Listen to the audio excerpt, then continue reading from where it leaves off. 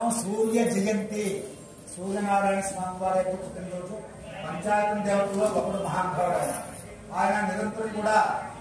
ఆయన ఒక్క రోజు కూడా సెలవు చేసుకోవడం అమ్మవారికి నమస్కారం చేసుకోవడం మన ద్వీపంలో ఉండే లలితా పరమేశ్వరి అమ్మవారికి నమస్కారం చేసుకోవడం ఆయన రోజు కూడా ఆయన డ్యూటీ ఆయన చేస్తూ ఉన్నాం మేరు పర్వతం దాకా అంటే ఇది మేరు పర్వతం అయితే సూర్యనారాయణ స్వామి వారి నుంచి అలా తిరిగి ఇక్కడ దాకా వస్తూ ఉంటాడు ఇది దాటి వెళ్ళల్లా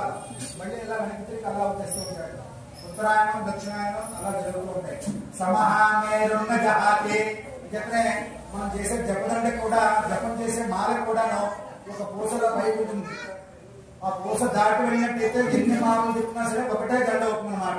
ఆ మేరు పూసను దాటకూడదు ఎందుకంటే సూర్య భగవానుడు